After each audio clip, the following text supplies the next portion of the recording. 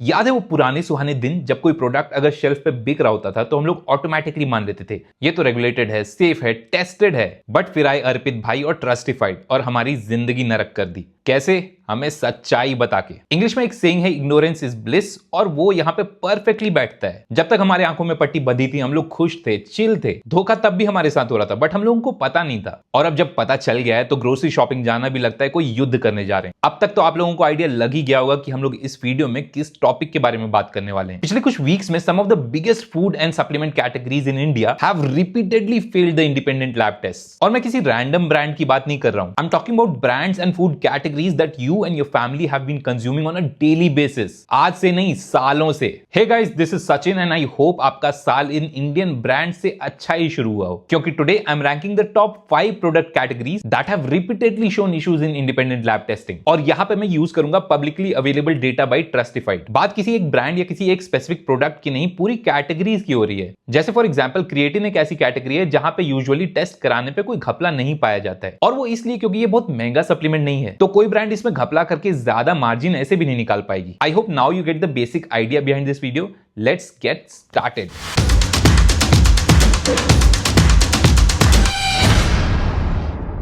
एक और बार welcome back to my channel. Thank you so much for every single like, comment and share that you made on these videos in the past. I hope I am able to help you in one way or the other. 2026 में एक मेरा गोल ये भी था कि I will hit 50K subscribers and I am very close to doing that. तो अगर आप ये वीडियो देख रहे हो और आपने अभी तक सब्सक्राइब नहीं किया है, प्लीज़ डू दैट।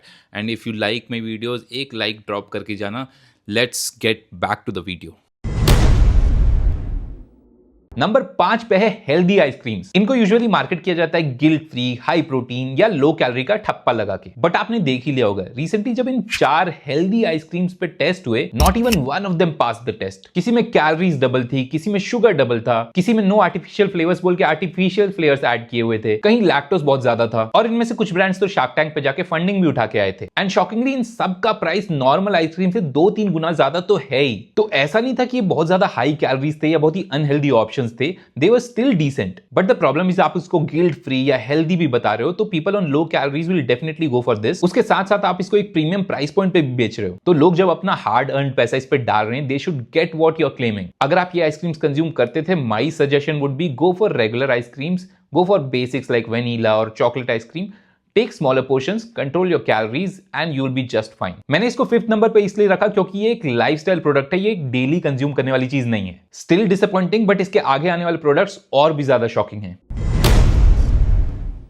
नंबर 4 पे आता है ओमेगा 3 या फिश ऑयल्स। भाई इंडिया में 100 से ज्यादा ओमेगा 3 ब्रांड्स मिलते हैं, बट आप उंगलियों पे गिन के 10 भी ऐसे नहीं बता सकते हो जिसमें जो EPA प्लस DHA क्लेम्ड हो उतना आपको मिले, प्लस वो प्रोडक्ट अंडर डोज ना हो। क्लेम सब कर देते हैं 1000 mg fish oil, triple strength fish oil, vegan omega, but independent testing में repeatedly this category lets us down. किसी में EPA 500 लिख के 20-30 रहेगा, किसी में DHA 500 लिख के 20-30 रहेगा, किसी में EPA प्लस DHA दोनों कम रहेगा, और किसी में तो कुछ होगा ही नहीं। मतलब क्या नारियल तेल डाल के बेच रहे हैं अंदर। और खासकर इस वीगन ओमेगा 3 वाली कैटेगरी में तो सभी आपका काटने पे तुले हैं। इसको मैंने नंबर 4 पे इसलिए डाला क्योंकि एक सप्लीमेंट है और नीश कैटेगरी है, तो ऐसा नहीं है कि हर घर में लोग ओमेगा 3 ले रहे हैं, बट इसमें जो क्लेम है और रियलिटी है उसके बीच का गैप इज वेरी कंसर्निंग। ट्रस्टिफाइड की साइट पे जब मैंने फेल कैटेगरी में ओमेगा 3 देखा, इतने सारे प्रोडक्ट्स मिले मुझे। नंबर 3 पे कोई सप्लीमेंट नहीं, एक फूड प्रोडक्ट है जो हर दिन हर घर में इंडिया में यूज होता है, एंड दैट इज घी। जब मैंने ये फेल टैब देखा और यहां पे देखा कौन कौन से ब्रांड्स हैं जिनके घी फेल हुए हैं टेस्ट में, आई वाज शॉक्ड। ऑलमोस्ट सारे बड़े ब्रांड्स जो आपने देखे हैं, everyone failed in one way or the other। Almost सारे ब्रांड्स के घी इसीलिए फेल हुए क्योंकि उनमें पेस्टिसाइड काफी ज्यादा मात्रा में थे, बट कुछ ब्रांड्स तो ऐसे महानुभाव हैं जो घी के नाम पे एडल्टरेशन करके उसमें ऑयल, वेजिटेबल ऑयल डाल के बेच रहे हैं। समझ जाओ कौन से ब्रांड की बात कर रहा हूं। इसको मैंने नंबर 3 पे इसलिए डाला क्योंकि इंडिया में घी सिर्फ खाना नहीं है। यहाँ लोग घी को as a sign of purity देखते हैं, उसको पूजा में यूज करते हैं, और ये काफी ज्यादा बड़ी स्केल में यूज होता है इंडिया में। So this is a daily house hold staple. इसकी क्वालिटी में अगर थोड़ा भी कॉम्प्रोमाइज होगा तो वो सबको असर पड़ेगा।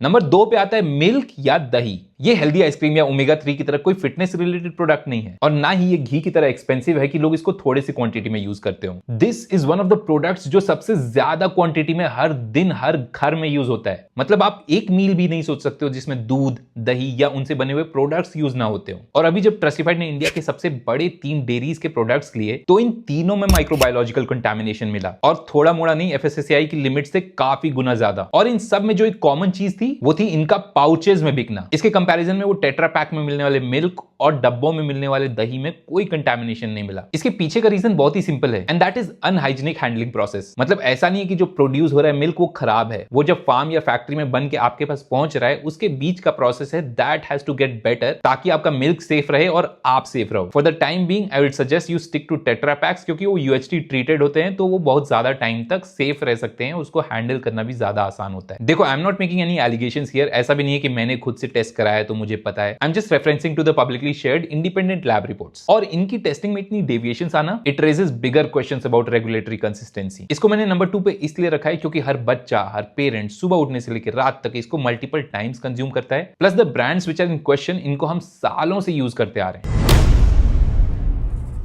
और नंबर 1 पे आता है आपका, मेरा, सबका प्यारा प्रोटीन सप्लीमेंट। मेरे हिसाब से फॉर द कंसिडरेबल फ्यूचर ये तो हमेशा इंडिया पे नंबर 1 पे ही रहेगा। सालों पहले ट्रस्टिफाइड और बिग चसल के बीच में जो मार हुई थी तब से लेके अभी तक नकली प्रोटीन बेचने वाले ब्रांड्स आए जा रहे हैं। मेरे लिए ये थोड़ा पर्सनल भी है क्योंकि 10 साल पहले जब मैंने अपनी फिटनेस जर्नी स्टार्ट की थी उस समय पैसे की प्रॉब्लम मुझे भी होती थी। मैं भी अमेज़न पे जाके सॉर्ट लो टू हाई में करके मसल चसाइलम वाला प्रोटीन पीता था, सोचता था क्या टेस्ट है भाई इसका। 6-8 किलो तो मैंने उसका आराम से खत्म किया था। और ये कहानी हर फिटनेस एंथुसियास्ट की है जो 5 साल या उससे ज्यादा से ट्रेन कर रहा है, उनके साथ कभी ना कभी इसका प्रोटीन का घपला हुआ ही हुआ है। और ये एक ऐसा प्रोडक्ट है जिसका अगर मैं चाहूं भी तो खोज के आपको बता नहीं सकता हूं कि कितने सप्लीमेंट हैं जो फेल हुए हैं, इतने ज्यादा हैं ये। Under dosing, amino spiking, lab inaccuracy, batch variability, अलग अलग तरीके से सालों साल हमारा काटा गया है। Not all brands but a lot of brands. अगर आपके साथ भी हुआ है तो कमेंट में मुझे जरूर बताना आपने कौन सा नकली प्रोटीन लिया था। अगर आप अभी भी सोच रहे हो नंबर 1 पे क्यों है, it's because this is pure protein. लोग इसको खरीदते हैं सिर्फ अपना प्रोटीन इंटेक पूरा करने के लिए। लोग अपने मैक्रोज और प्रोटीन इंटेक ट्रैक करते हैं इसके भरोसे। स्टूडेंट्स पैसे बचाते हैं इसके लिए, घर पे गाली खाते हैं इसके लिए। बिगिनर्स सस्ते और अच्छे का कॉम्बिनेशन खोजना चाहते हैं जिनमें उनका कट जाता है। तो अगर आपका प्रोटीन पाउडर जितना क्लेम करता है उतना प्रोटीन उसमें नहीं है तो वो पैसे किस बात के ले रहा है? तो क्या हुआ अगर आधा ही प्रोटीन है, 2 स्कूप ले लो। See, this video is not to demean or cancel brands. This is just to demand transparency. Independent testing एक रेयर इवेंट नहीं होना चाहिए. This should be a standard practice. आप खुद सोचो कि किसी देश का कितना बुरा हाल होगा कि 1.42 बिलियन लोग हैं और वो लोग एक रैंडम आदमी का वेट कर रहे हैं कि वो बताएगा कि कौन सा सप्लीमेंट लेना चाहिए और कौन सा नहीं लेना चाहिए। एज कंज्यूमर्स हम लोग डिजर्व करते हैं accurate labels, brand transparency and stronger regulatory authority. For the time being आप लेबल्स पढ़ो, फिंगर क्रॉस करके भगवान से मनाओ कि वो लेबल सही हो और जहां हो सके आवाज उठाओ। ऐसे वीडियोस, ऐसे शॉर्ट्स, ऐसे रील्स को शेयर करो ताकि वो ज्यादा लोगों तक फैले। I hope this video helps you little in making the right choices. मिलते हैं अगले वीडियो में, तब तक के लिए नमस्कार।